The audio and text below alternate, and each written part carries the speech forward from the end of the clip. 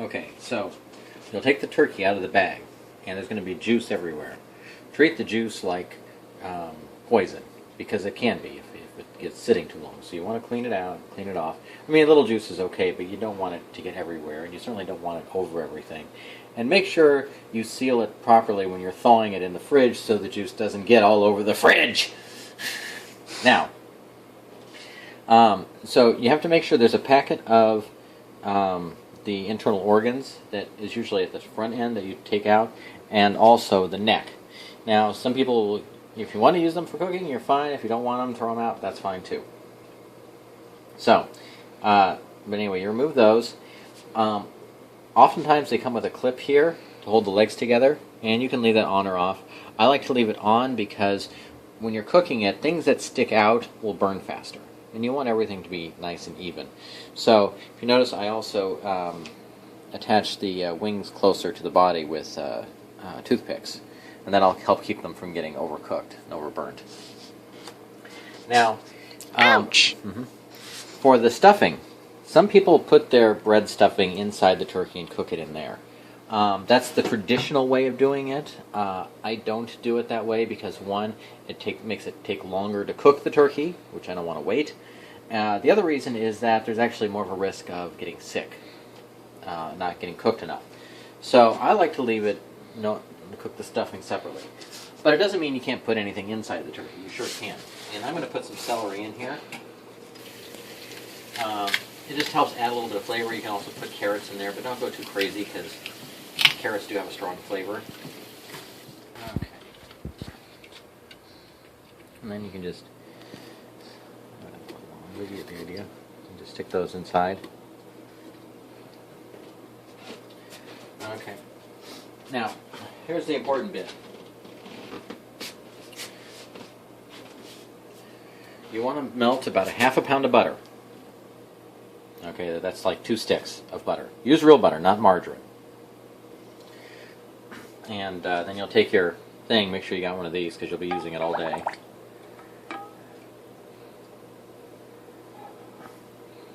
And just make sure you give the turkey a good coat of it.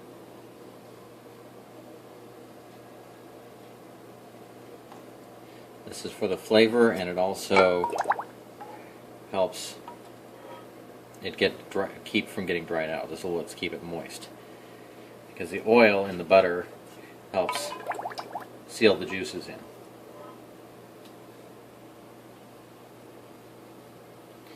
So you want to make sure you get the whole darn turkey. You don't want to get it really inside the turkey, just the outside.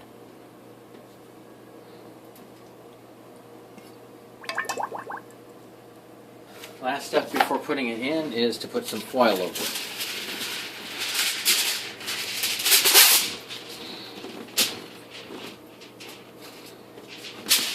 And you're just going to kind of lay it over the top. You're not going to, like this, it's going to be loose, because you're going to be taking it on and off during the cooking process.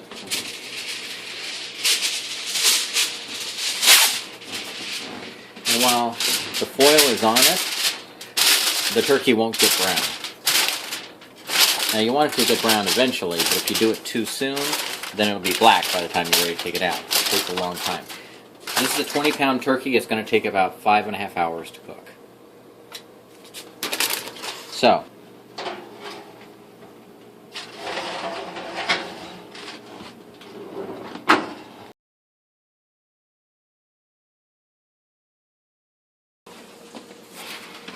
every 30 minutes.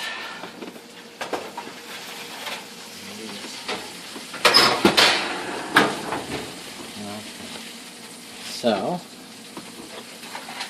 it's off here. So it's been in for a couple hours now. Still got about 3 more hours to go. So this is the baster. Get a cheap one because they melt.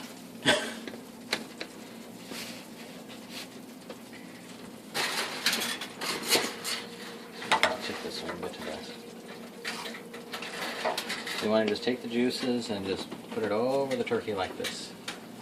Every half hour you do this. You want to make sure you get the whole thing.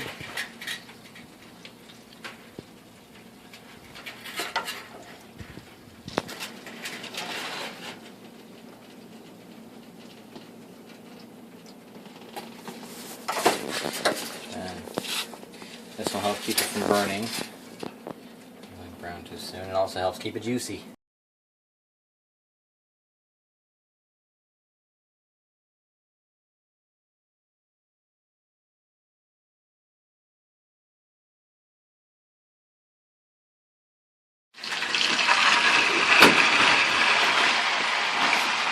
Okay, so where we're at, it should be done in about an hour.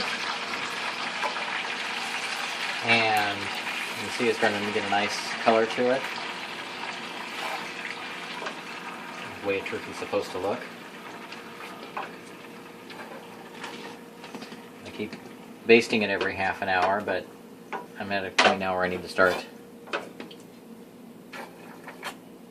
getting some of the other things ready. Next time I baste it though, I'll probably keep the cover off of it. Now notice all this juice I'm using. There's a lot of juice in this pan. And this is what we use to make the, whoops. And this is what we use to make the gravy. So, that's kind of important. If you get just a turkey breast, which is just the white meat portion here, then you're not going to have as much of this kind of juice in here to make the gravy. So if you want lots of gravy, you're best off using a whole turkey. That way you'll get all the fat and everything to make the gravy with. And you can see here these wings are looking real nice. If I hadn't used the toothpicks to attach them, they'd be all black and dark by now. So, that's it for this. And now, about an hour left, I'm going to start making some of the other things. Now we're talking. Okay.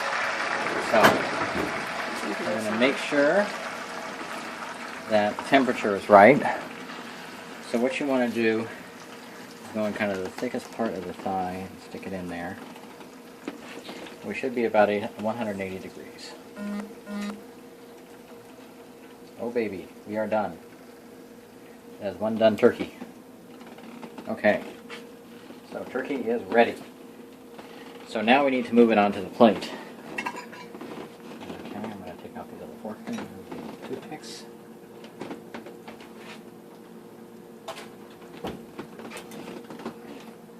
Forks here. Move it right on there. There we go.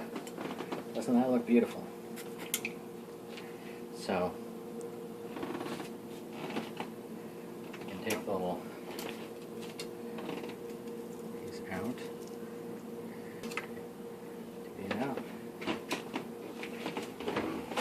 Okay.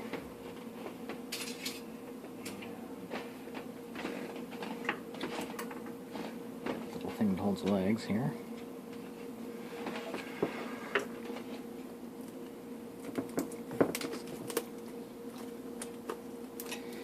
Don't really need that anymore. It's kind of attached inside, but that way you want to take that off so you can get the legs off. Speak home. Hello, hello. Well, that's why you fill it with stuffing. But if you leave it open, it cooks faster. So.